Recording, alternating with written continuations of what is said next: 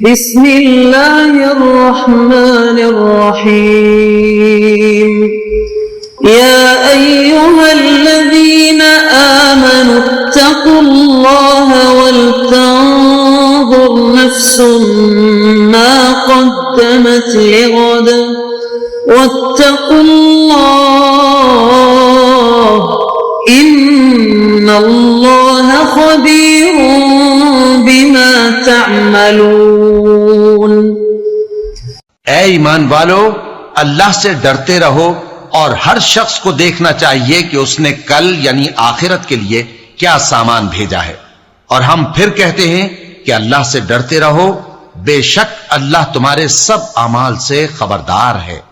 بسم اللہ الرحمن الرحیم، الحمد للہ رب العالمین، والصلاة والسلام على اشرف الانبیاء والمرسلین وعلى آلہ واصحابہ اجمعین ومن تبعہم بإحسان الى یوم الدین۔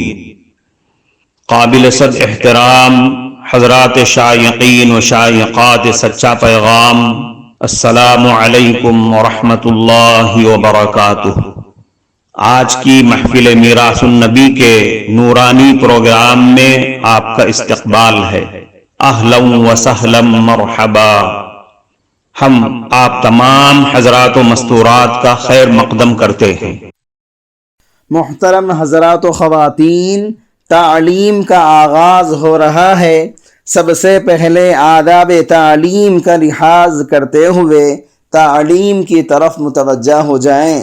پورے دھیان سے سننا، عمل کی نیت سے سننا اور تبلیغ کی نیت سے سننا، یعنی سنی ہوئی باتیں دوسروں تک پہنچانے کے جذبے سے سننا۔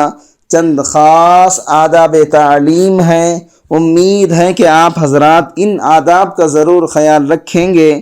جزاکم اللہ۔ بسم اللہ الرحمن الرحیم۔ بنی اسرائیل کے بادشاہ کا واقعہ۔ بنی اسرائیل میں ایک بادشاہ تھا، اس کے پاس کسی عابد کا تذکرہ ہوا۔ بادشاہ نے اسے بلا بھیجا اور منت سماجت کر کے اسے اپنے پاس رکھنے کی کوشش کی۔ عابد نے کہا، بادشاہ سلامت، بات تو بہت اچھی ہے، مگر یہ بتلائیے کہ اگر آپ کسی دن مجھے اپنی باندی کے ساتھ خوش طبعی کرتے ہوئے اپنے حرم سرا میں دیکھ لیں تو کیا ہوگا؟ بادشاہ غضبناک ہو کر بولا، او بدکار، تو میرے گھر میں ایسی جرات کرے گا؟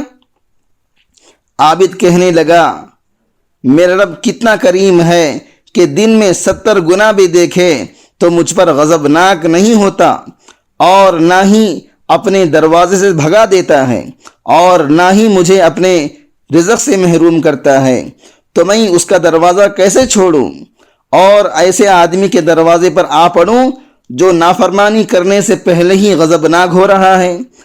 اگر جرم کرتے ہوئے دیکھ لے تو نامعلوم کیا کرے گا؟ یہ کہہ کر اٹھ کر چل دیا۔ زنا کے جرم میں بنی اسرائیل پر طاعون کا عذاب۔ بنی اسرائیل پر اللہ کی طرف سے اس عذاب کا آنا احادیث میں بیان کیا گیا ہے۔ ایک جگہ بلعم نامی ایک آدمی رہا کرتا تھا جو مستجاب الدعوات سے مشہور تھا، یعنی اس کی ہر دعا اللہ تعالیٰ قبول کر لیا کرتے تھے۔ حضرت موسیٰ علیہ السلام بنی اسرائیل کے ساتھ اس علاقے میں جانے کے لیے نکلے جس میں بلعام رہتا تھا۔ وہاں جانے کا مقصد وہاں کی کافر قوم سے جہاد کرنا تھا۔ بلعام کی قوم بلعام کے پاس آئی اور کہا کہ موسیٰ اور بنی اسرائیل پر بددعا کر دو۔ اس نے کہا، میں اللہ سے مشورہ کر لوں گا۔ بعد مشورہ اس کو منع کر دیا گیا کہ موسیٰ علیہ السلام پر بددعا نہ کیا کرو۔ اس کے بعد اس کی قوم تحائف اور ہدیہ وغیرہ لے کر آئی۔ اس نے پھر وہی کہا، میں اللہ سے معلوم کر لوں گا۔ اب اللہ کی طرف سے اس کو کوئی جواب نہ ملا۔ قوم نے کہا، اگر یہ کام برا ہوتا، یعنی بددعا دینے والا کام برا ہوتا تو اس سے آپ کو منع کر دیا جاتا۔ اس پر وہ بددعا کرنے کے لیے تیار ہو گیا اور حضرت موسیٰ علیہ السلام اور ان کی قوم کے لیے بددعا بھی کی، اور اس کی زبان سے ایسے الفاظ نکلے جس سے خود اس کی قوم پر بددعا ہو گئی۔ اس پر اس کی قوم نے اس پر ملامت کی۔ اس نے کہا، میں تمہیں بتاتا ہوں کہ بنی اسرائیل کی ہلاکت کس چیز میں ہے؟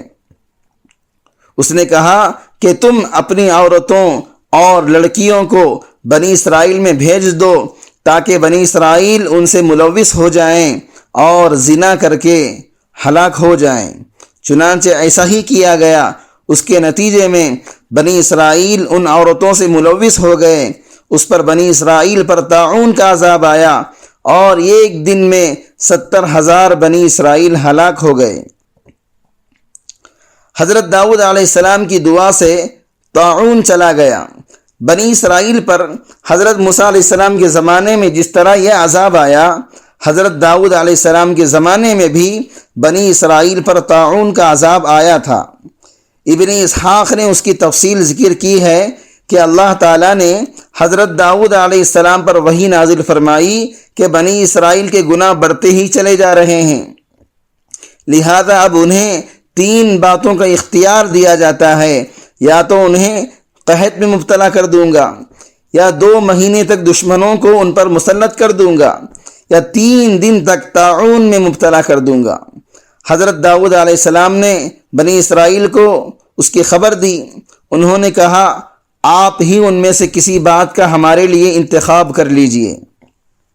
حضرت داؤد علیہ السلام نے طاعون کو یعنی وبا کو پسند کیا، چنانچہ اس میں مبتلا ہو کر سورج کے زوال تک 70,000 یا ایک روایت میں آتا ہے کہ 1,00,000 آدمی ہلاک ہو گئے۔ حضرت داؤد علیہ السلام نے تضرع کیا، گڑ گڑایا اور رویا، دعا مانگی تو اللہ تعالیٰ نے اس بیماری کو اٹھا لیا۔ بنی اسرائیل پر طاعون آنے کا واقعہ جو اوپر ذکر کیا گیا، اس سے معلوم ہوا کہ ان پر یہ عذاب فحش اور زناکاری کے نتیجے میں آیا تھا، اور دیگر احادیث سے بھی صاف طور پر معلوم ہوتا ہے کہ فحش اور زنا کے عام ہونے پر اللہ تعالیٰ طاعون بھیجتا ہے۔ محترم ناظرین کرام، اس دینی اور ایمانی بیان کو سننے کے دوران ہی اس کو لائک کر دیجئے اور شیئر بھی کر دیجئے تاکہ دوسرے بھی اس سے فائدہ اٹھا سکیں۔ اللہ آپ کو جزائے خیر عطا فرمائے۔ حضرت عبداللہ ابن عمر اور حضرت ابو سعید خدری رضی اللہ عنہما کے حدیث میں رسول اکرم صلی اللہ علیہ وسلم نے فرمایا، جس قوم میں فحش کاری عام ہو جائے حتیٰ کہ وہ اس کو علی الاعلان کرے، اس قوم میں طاعون اور ایسی بیماریاں پھیل جاتی ہیں جو ان کے آباء اور اجداد میں نہیں گزریں۔ حضرت ابن عباس رضی اللہ عنہما سے ایک لمبی حدیث میں حضور صلی اللہ علیہ وسلم کا ارشاد ہے، کسی قوم میں زنا نہیں پھیلتا مگر ان میں موت کی کثرت ہو جاتی ہے۔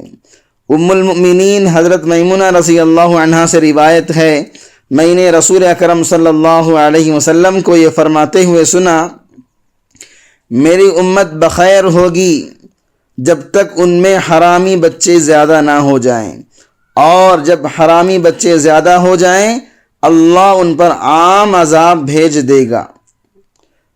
طبرانی رحمۃ اللہ علیہ نے معجم کبیر میں اسی حدیث کے الفاظ روایت کیے ہیں، میری امت بخیر ہوگی، اپنے معمور پر قابو رکھنے والی ہوگی جب تک کہ ان میں حرامی بچوں کا ظہور نہ ہو جائے، اور جب حرامی بچوں کا ان میں ظہور ہو جائے تو مجھے خوف ہے کہ اللہ ان پر عام عذاب بھیج دے گا۔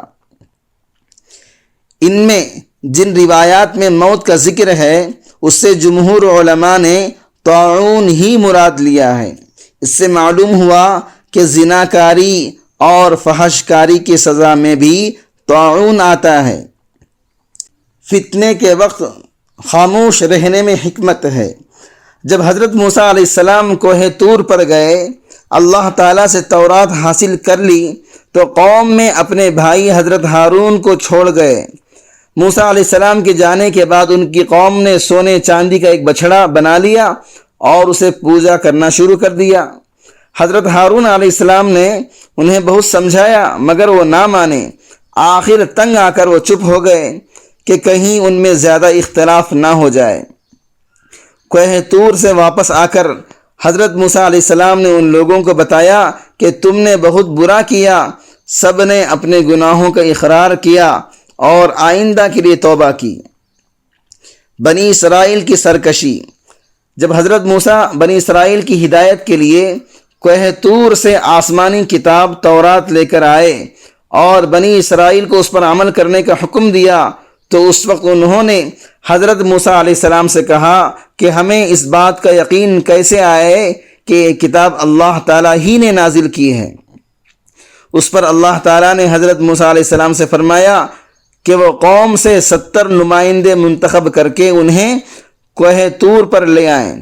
چنانچہ کوہ طور پر ان کو اللہ تعالیٰ کا کلام سنا دیا گیا، لیکن اب انہوں نے اپنے مطالبے کو بڑھا کر یہ کہا کہ ہمیں تو اس وقت تک تورات پر یقین نہیں آئے گا جب تک ہم اللہ تعالیٰ کو کھلی آنکھوں سے دیکھ نہ لیں۔ ان کے اس غلط مطالبے کی وجہ سے بجلی کی کڑک نے ان کو آ لیا، جس نے زلزلے کی کیفیت پیدا کر دی اور وہ سب کے سب بے ہوش ہو کر گر پڑے۔ اس کے بعد اللہ تعالیٰ نے ان کو دوبارہ زندہ کر دیا کہ پھر ایسی بات زبان سے کبھی بھی نہ نکالیں۔ معزز شائقین و شائقات سچا پیغام، آپ کو اندازہ لگ گیا ہوگا کہ یہ مضمون کتنا اہم ہے اور کس قدر فائدہ مند ہے۔ کم سے کم درجے میں سوشل میڈیا کے ذریعے سے بھی ہم اس کو زیادہ سے زیادہ شیئر کریں گے تو دعوت کے فریضے کی کوششوں میں ہم بھی اپنا کچھ حصہ ڈالنے والے بن سکتے ہیں۔ لہٰذا زیادہ سے زیادہ اس کو عام کریں تاکہ پوری دنیا کے ہندوؤں کی غلط فہمی دور ہو جائے اور انہیں یہ زمینی حقیقت معلوم ہو جائے، اور وہ اپنے اصل مذہبی لیڈر پیغمبر آخر الزماں حضرت محمد الرسول اللہ صلی اللہ علیہ وسلم کو ماننے پر مجبور ہو جائیں اور کلمہ پڑھ کر آپ کے ساتھ ساتھ وہ بھی جنت میں جانے والے بن جائیں۔